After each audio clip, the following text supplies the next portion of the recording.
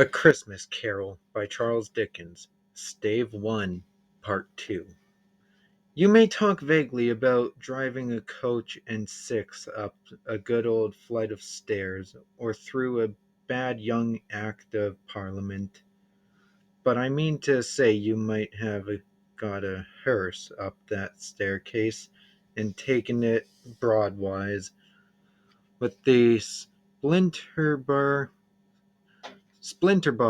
towards the wall and the door towards the balustrades, and done it easy. There was plenty of width for that, and room to spare, which is perhaps the reason why Scrooge thought he saw a locomotive hearse going on before him in the gloom. Half a dozen gas lamps out of the street wouldn't have lighted the entry too well. So you may suppose that it was pretty dark with Scrooge's dip. Up Scrooge went, not caring a button for that. Darkness is cheap, and Scrooge liked it. But before he shut his heavy door, he walked through his room to see that all was right. He had just enough recollection of the face to desire to do that. Sitting room, bedroom, lumber room, all as they should be. Nobody under the table, nobody under the sofa.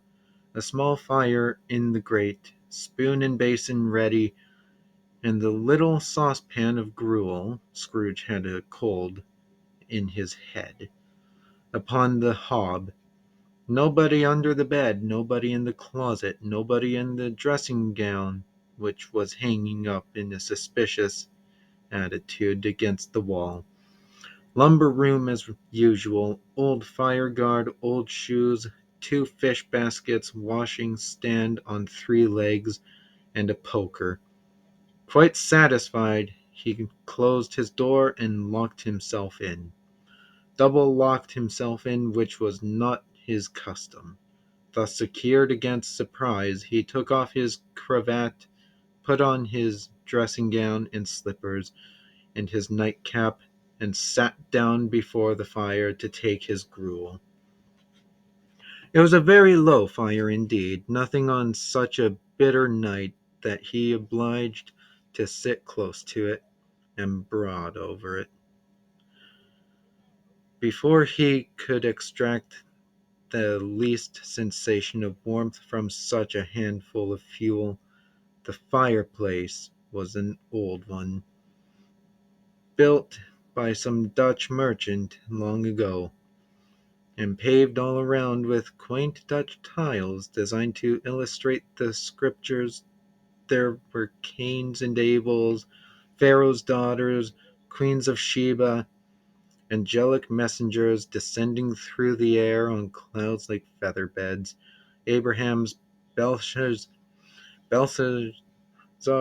apostles putting off to sea in butter boats, hundreds of figures to attract his thoughts, and yet that face of Marley, 7 years dead, came like the ancient prophet's rod, and swallowed up the whole. If each smooth tile it had been a blank at first, with power to shape some picture on its surface from the disjointed fragments of his thoughts. There would have been a copy of old Marley's head on every one. "Humbug!" said Scrooge, and walked across the room. After several turns he sat down again, as he threw his head back in the chair. His glance happened to rest upon a bell, a disused bell, that hung in the room, and communicated for some purpose now forgotten with a chamber in the highest story of the building. It was with great astonishment that, and with a strange, inexplicable dread, that as he looked, he saw this bell begin to swing.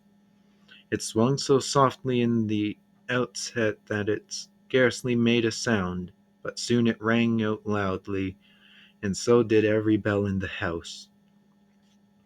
This might have lasted half a minute or a minute, but it seemed an hour.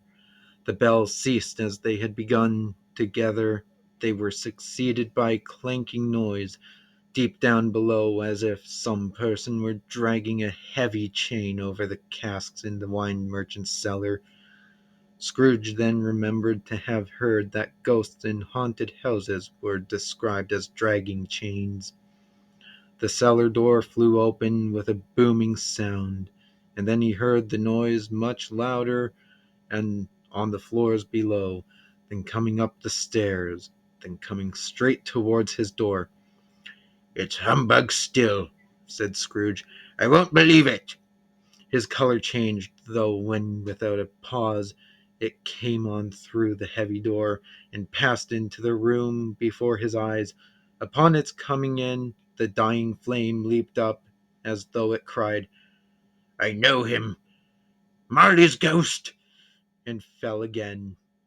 The same face, the very same. Marley in his pigtail, usual waistcoat, tights, and boots, the tassels on the latter bristling like his pigtail and his coat skirts, and his hair upon his head. The chain he drew was clasped with about his middle. It was long and wound about him like a tail, and it was made, for Scrooge observed it closely, of cash boxes, keys, padlocks, ledgers, deeds, and heavy purses wrought in steel. His body was transparent, so that Scrooge, observing him, and looking through his waistcoat, could see the two buttons on his coat behind. Scrooge had often heard it said that Marley had no bowels, but he had never believed it until now. No, nor did he believe it even now, though he looked the phantom through and through, and saw it standing before him, though he felt the chilling influence of its death-cold eyes, and marked the very texture of the folded kerchief bound about its head and chin, which wrapper he had not observed before. He was still incredulous, and fought against his senses. "How now?" said Scrooge, caustic and cold as ever. "What do you want with me?" "Much," said Marley's voice, no doubt about. "Who are you?" "Ask me who I was." "Who were you, then?" said Scrooge, raising his voice. "Your particular for shade." He was going to say to shade, but substituted this as more appropriate. "In life, I was your partner, Jacob Marley." Can you sit down?" asked Scrooge, looking doubtfully at him. "I can." "Do it, then." Scrooge asked the question because he didn't know whether a ghost so transparent might find himself in a condition to take a chair, and felt that, in the event of its being impossible, it might involve the necessity of an embarrassing explanation. But the ghost sat down on the opposite side of the fireplace, as if he were quite used to it. "You don't believe in me," the ghost observed. "I don't," said Scrooge.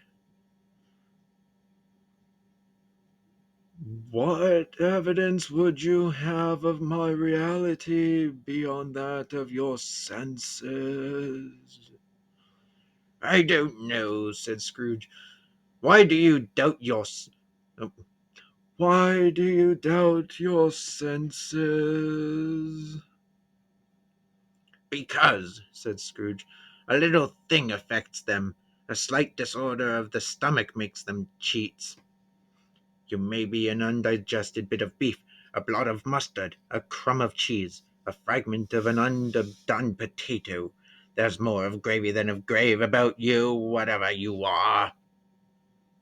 Scrooge was not much in the habit of cracking jokes, nor did he feel in his heart by any means waggish then.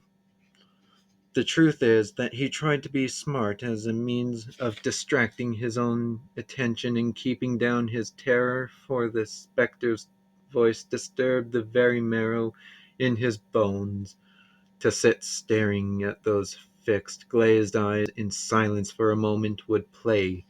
Scrooge felt the very deuce with him. There was something very awful, too, in the spectre's being provided with an infernal atmosphere of its own. Scrooge could not feel it himself, but this was clearly the case, for though the ghost sat perfectly motionless, its hair and skirts and tassels were still agitated by the hot vapor from an oven. "You see this toothpick?" said Scrooge, returning quickly to the charge for the reason just assigned, and wishing, though it were only for a second, to divert the vision's stony gaze from himself. "I do," replied the ghost. "You are not looking at it," said Scrooge. "But I see it," said the ghost, "notwithstanding." "Well," returned Scrooge, "I have but to swallow this, and be for the rest of my days persecuted by a legion of goblins, all of my own creation. Humbug, I tell you! Humbug!"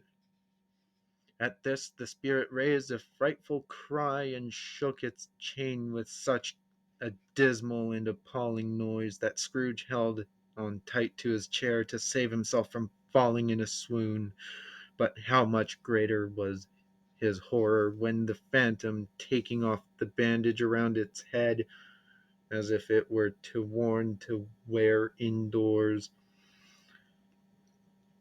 its lower jaw dropped down upon its breast. Scrooge fell upon his knees and clasped his hands before his face. "Mercy!" he said. "Dreadful apparition, why do you trouble me?" "Man of the worldly mind," replied the ghost, "do you believe in me or not?" "I do," said Scrooge. "I must, but why do spirits walk the earth, and why do they come to me?" "It is required of every man," the ghost returned, "that the spirit within him should walk abroad among his fellow men, and travel far and wide, and if that spirit goes not forth in life, it is condemned to do so after death. It is doomed to wander through the world. Oh, woe is me! And witness what it cannot share, but might have shared on earth and turned to happiness." Again the spectre raised a cry and shook its chain and wrung its shadowy hands. "You are fettered," said Scrooge, trembling. "Tell me why." "I wear the chain I forged in life," replied the ghost. "I made it link by link and yard by yard. I girded it on of my own free will, and of my own free will I wore it. Is its pattern strange to you?" Scrooge trembled more and more. "Or would you know," pursued the ghost, "the weight and length of the strong coil you bear yourself? It was full as heavy and long as this. 7 Christmas Eves ago. You have labored on it since. It is a ponderous chain." Scrooge glanced about him on the floor in the expectation of finding himself surrounded by some 50 or 60 fathoms of iron cable, but he could see nothing. "Jacob," he said imploringly, "old Jacob Marley, tell me more. Speak comfort to me, Jacob." "I have none to give," the ghost replied. It comes from other regions, Ebenezer Scrooge, and is conveyed by other ministers to other kinds of men. Nor can I tell you what I would. A very little more is all permitted to me. I cannot rest, I cannot stay, I cannot linger anywhere. My spirit never walked beyond our counting house. Mark me! In life, my spirit never roved beyond the narrow limits of our money-changing hole, and weary journeys lie before me. It was a habit with Scrooge, whenever he became thoughtful, to put his hands in his breeches pockets, pondering on what the ghost had said. He did so now, but without lifting up his eyes or getting off his knees. "You must have been very slow about it, Jacob," Scrooge observed in a business-like manner, though with humility and deference. "Slow!" the ghost repeated. "7 years dead," mused Scrooge, "and traveling all the time." "The whole time," said the ghost. "No rest, no peace, no incessant torture of remorse." "You travel fast," said Scrooge. "On the wings of the wind," replied the ghost. "You might have got over a great quantity of ground in 7 years," said Scrooge. The ghost, on hearing this, set up another cry and clanked its chains so hideously in the dead silence of the night that the ward would have been justified in indicting it for a nuisance. "Oh, captive, bound, and double-ironed!" cried the phantom. "Now to know that ages of incessant labor by immortal creatures for this earth must pass into eternity, before the good of which it is susceptible is all developed. Not to know that any Christian spirit working kindly in its little sphere, whatever it may be, will find its mortal life too short for its vast means of usefulness. Not to know that no space of regret can make amends for one life's opportunity misused. Yet such was I. Oh, such was I." "But you were always a good man of business, Jacob," faltered Scrooge, who now began to apply this to himself. "Business!" cried the ghost, wringing its hands again. "Mankind was my business. The common welfare was my business. Charity, mercy, forbearance, and benevolence were all my business. The dealings of my trade were but a drop of water in the comprehensive ocean of my business." It held up its chains at arm's length, as if that were the cause of all its unavailing grief, and flung it heavily upon the ground again. "At this time of the rolling year," the spectre said, "I suffer most. Why did I walk through crowds of fellow beings with my eyes turned down, and never raise them to that blessed star which led the wise men to a poor abode? Were there no poor homes to which its light would have conducted me?" Scrooge was very much dismayed to hear the spectre going on at this rate, and began to quake exceedingly. "Hear me!" cried the ghost. "My time is nearly gone." "I will," said Scrooge. "But don't be hard upon me. Don't be flowery, Jacob, pray." How it is that I appear before you in a shape that you can see, I may not tell. I have sat invisible beside you many and many a day. It is not an agreeable idea. Scrooge shivered and wiped the precipitation from his brow. That is no light part of my penance, pursued the ghost. I am here tonight to warn you that you have yet a chance of hope of escaping my fate, a chance of hope of procuring Ebenezer. You were always a good friend to me, said Scrooge. Thank ye. You will be haunted, resumed the ghost, by three spirits. Scrooge's countenance fell almost as low as the ghost's had done. Is that the chance and hope you mentioned, Jacob? He demanded in a faltering voice. It is. I think I'd rather not, said Scrooge. Without their visits, said the ghost, you cannot hope to shun the path I tread. Expect the first tomorrow when the bell tolls one. Couldn't I take 'em all at once and have it over, Jacob? Hinted Scrooge.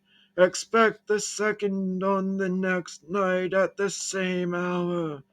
The third upon the next night when the last stroke of 12 has ceased to vibrate. Look to see me no more, and look that for your own sake you remember what has passed between us. When it had said these words, the spectre took its wrapper from the table and bound it round its head as before. Scrooge knew this by the smart sound its teeth made when the jaws were brought together by the bandage. He ventured to raise his eyes again and found its supernatural visitor confronting him in an erect attitude, with its chain uh, wound over and about its arm. The apparition walked backward from him, and at every step it took, the window raised itself a little, so that when the spectre reached it, it was wide open. It beckoned Scrooge to approach, which he did when they were within 2 paces of each other. Marley's ghost held up its hand, warning him to come no nearer. Scrooge stopped, not so much in obedience as in surprise and fear, for on the raising of the hand he became sensible of confused noises in the air, incoherent sounds of lamentation and regret, wailings inexpressibly sorrowful and self-accusatory. The spectre, after listening for a moment, joined in the mournful dirge and floated out upon the bleak dark night. Scrooge followed to the window, desperate in his curiosity. He looked out, the air filled with phantoms wandering hither and thither in restless haste, and moaning as they went. Every one of them wore chains like Marley's ghost. Some few, they might be guilty governments, were linked together. None were free. Many had been personally known to Scrooge in their lives. He had quite familiar with one old ghost in a white waistcoat with a monstrous iron safe attached to its ankle, who cried piteously at being unable to assist a wretched woman with an infant whom it saw below upon a doorstep.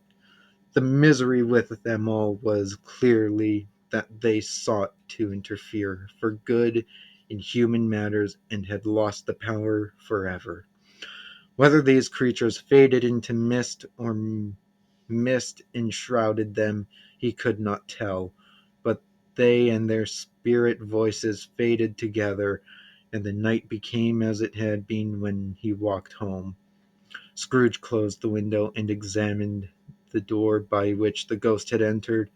It was double locked as he had locked it with his own hands, and the bolts were undisturbed. He tried to say Hamburg, but stopped at the first syllable, and being from the emotion he had undergone, or the fatigues of the day, or his glimpse of the invisible world, or the dull conversation of the ghost, or the lateness of the hour, much in need of repose, went straight to bed without undressing and fell asleep upon the instant.